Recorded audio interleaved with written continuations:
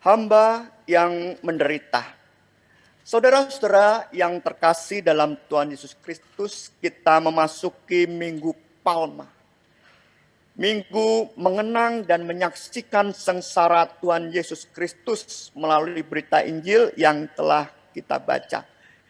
Kisah sengsara yang dibacakan dalam Injil Lukas barusan di minggu ini memang cukup panjang. Dan seharusnya cukup panjang lagi dibaca dari penangkapan Yesus setelah Yesus berdoa di Taman Getsemani. Mengapa bagian hidup Yesus yang terlihat gagal dan lemah ini tidak disembunyikan oleh penulis Injil?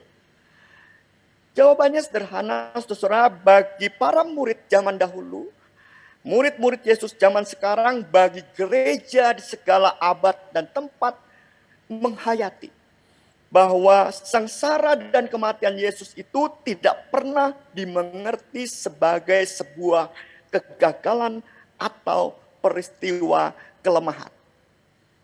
Memang Rasul Paulus pernah membela jemaat. Banyak orang-orang yang mengatakan bahwa iman kepada Yesus Kristus adalah kebodohan. Tetapi Petrus meyakinkan bahwa iman kepada Yesus yang mati dan bangkit itu adalah keselamatan. Gereja-gereja segala abad dan tempat justru menghayati bahwa sengsara dan kematian Yesus tidak pernah dipandang sebagai kegagalan atau kelemahan. Sebaliknya, kisah sengsara dan kematian Yesus ini membuktikan berkali-kali, karena Injil ini kekal, di segala abad dan tempat dibacakan terus-menerus, bukti dari kasih Allah yang tanpa batas itu diperjuangkan oleh Yesus Kristus sehabis-habisnya. Sampai titik darah penghabisan dalam kehidupan Yesus Kristus di kayu salib. Yesus memperjuangkan kasih Allah yang tanpa batas itu sehabis-habisnya.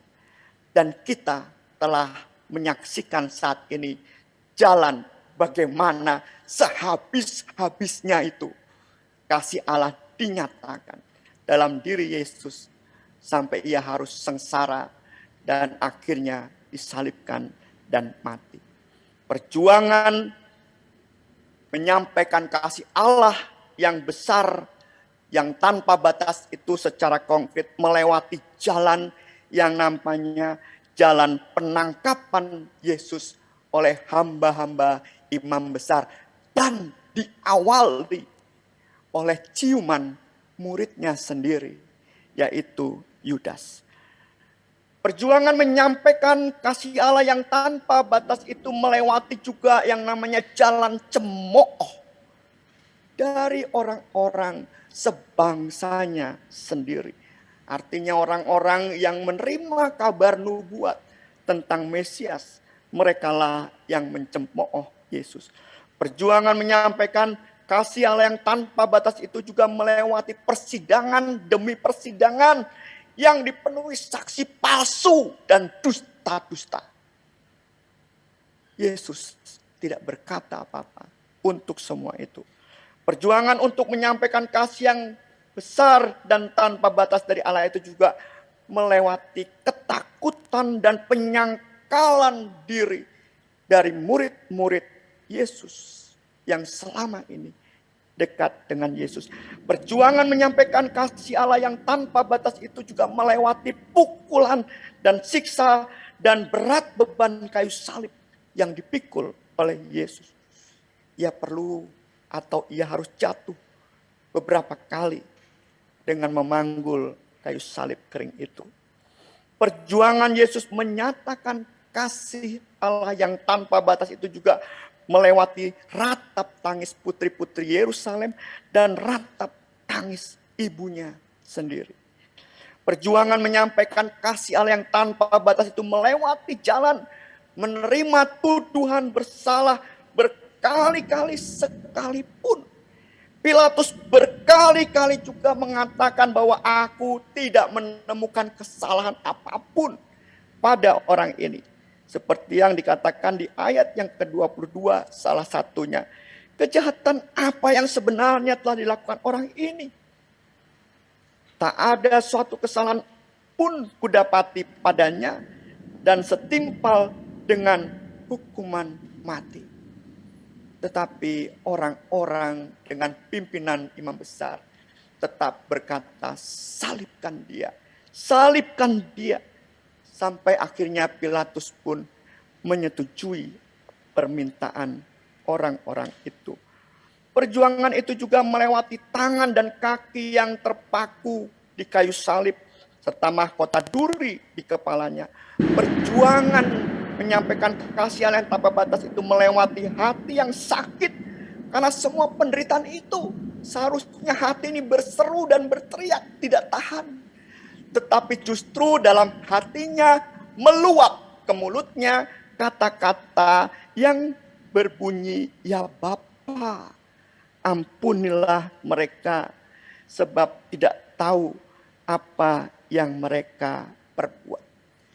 Itu doa bagi orang yang mencemoohnya, bagi orang yang menyiksanya, bagi orang yang berseru salibkan dia, bagi orang-orang yang menimpakan tuduhan-tuduhan palsu, bagi orang-orang yang menyalibkan dia. Perjuangan yang penuh derita itu dilaluinya hanya karena satu alasan, Allah ingin menyampaikan kasih-Nya yang tanpa batas itu kepada manusia, kepada saudara dan saya. Satu pertanyaan refleksi mungkin untuk kita saat ini, Bapak, Ibu, dan saudara. Apakah saat kita menyaksikan kembali dengan mendengar berita Injil tentang bagaimana Yesus melewati jalan sengsaranya untuk mewujudkan kasih Allah yang tanpa batas itu, saat ini kita merasa dikasihi oleh Allah?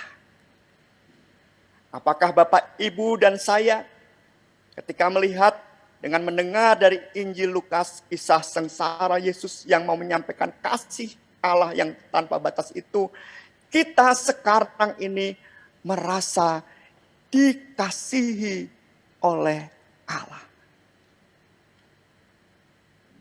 Apakah kasih Allah yang tanpa batas itu terasa oleh kita sekarang ini? Bapak, Ibu, dan saudara, mari kita ambil waktu sejenak untuk kembali menghayati kisah Injil, kisah sengsara Yesus Kristus yang dibacakan tadi. Sambil kita mengheningkan diri kita dan diiringi sebuah musik atau instrumen atau nyanyian.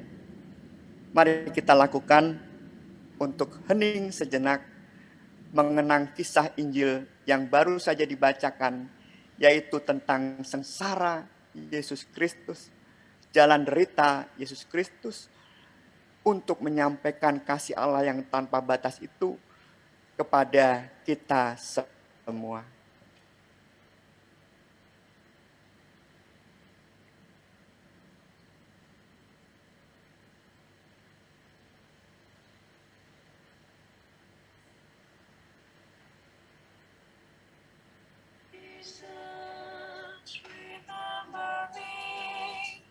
When you come into your kingdom, Jesus, remember me.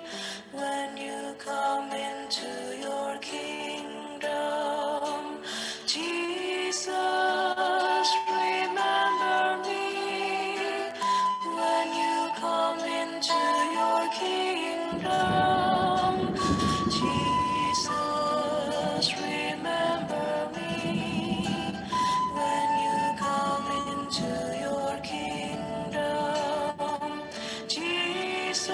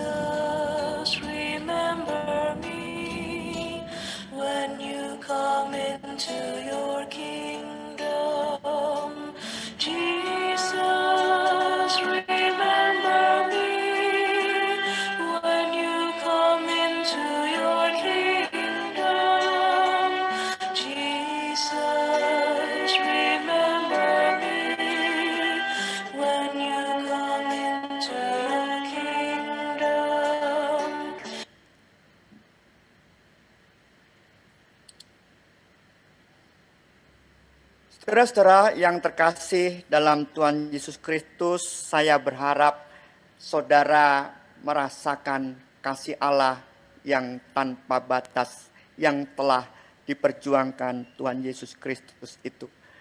Pujian yang baru saja kita dengar bersama-sama dalam suasana hening adalah pujian yang terinspirasi dari permohonan seorang penjahat yang digantung di salib yang bersebelahan dengan salib Yesus. Dikatakan dalam ayat 42, lalu ia berkata, Yesus, ingatlah akan aku apabila engkau datang sebagai Raja. Dari permohonan seorang penjahat ini Yesus menjawab, kata Yesus kepadanya, aku berkata kepadamu, sesungguhnya hari ini juga engkau akan ada bersama-sama dengan aku di dalam Firdaus. Hal ini sekali lagi mau menegaskan bahwa kasih Allah itu tanpa batas. Allah tidak pernah tidak mengasihi kita. Kasih Allah tanpa batas. Beberapa minggu yang lalu kita mendengar juga berita tentang kisah anak yang hilang. Sekalipun banyak dosa, sekalipun banyak kelakuan yang menyakiti hati Bapa. Dalam perumpamaan itu Yesus menunjukkan tentang kasih Bapa yang tidak mandek atau tidak mudah terbentur dan berhenti karena kesalahan, dosa, atau hal-hal yang menyakitkan dari anak bungsunya itu atau anak sulungnya itu. Saudara-saudara, apapun keadaan kita, mungkin kita saat ini sedang kondisinya tidak enak badan, atau sedang melakukan perawatan tertentu, atau kita punya pergumulan yang tidak terungkap dalam hati ini, atau kita punya hal-hal lain yang menurut kita sungguh berat, sungguh sesuatu yang tidak bisa kupikul sendiri. Percayalah satu hal, Dia Allah kita. Yesus Kristus tidak akan pernah meninggalkan kita sedikit pun juga karena kasih-Nya yang tanpa batas itu. Oleh sebab itu, saudara-saudara yang terkasih dalam Tuhan Yesus Kristus, pulanglah. Dan usahakanlah diri kita menjadi sosok yang penuh kasih tanpa batas juga. Tidak mudah kecewa dan tidak mudah membenci atau memusuhi orang yang menyakiti kita. Usahakanlah untuk mengasihi terus tanpa batas. Di tengah keluarga kita, pulanglah. Jadikanlah keluarga kita komunitas yang penuh kasih tanpa batas. Di sana ada penerimaan, di sana ada pengampunan, di sana selalu ada tangan yang terentang, yang siap memeluk kembali orang-orang yang menurut kita mungkin menyakiti dengan kata-kata dan tindakannya. Pulanglah dan usahakanlah jadikan persekutuan gereja ini menjadi sebuah komunitas yang saling menjaga dan mendukung dalam doa dan perhatian-perhatian yang lain. Bukan menjadi komunitas yang saling menghakimi satu dengan yang lain. Pulanglah dan usahakanlah dimanapun kita berada. Di situ juga nyata kasih Allah yang tanpa batas melalui hamba yang menderita Yesus Kristus dapat dirasakan oleh orang-orang di sekitar kita. Biarkan orang yang menemui kita, saudara dan saya, dirasakan juga sebagai sosok yang memiliki kasih tanpa batas itu. Dan kita teladani juga hamba yang menderita Yesus Kristus. Kita perjuangkan kasih tanpa batas itu sehabis-habisnya dalam kehidupan kita. Sampai kematian juga kita hadapi. Tuhan memberkati kita semua. Amin.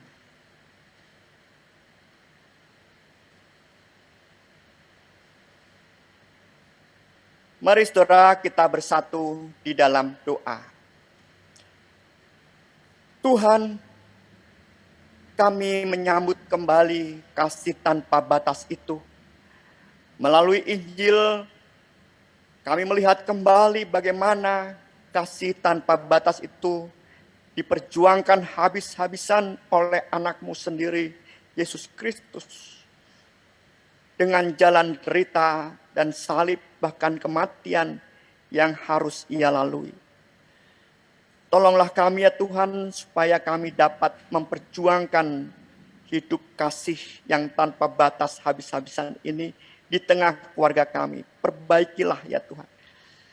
Doronglah kami semua untuk punya niat memperbaiki relasi satu dengan yang lain. Supaya di tengah keluarga justru kami bertumbuh dalam kasih Tuhan yang tanpa batas itu. Begitu juga di tengah persekutuan gereja, kami bisa saling memperhatikan dalam doa, juga perhatian-perhatian yang lain.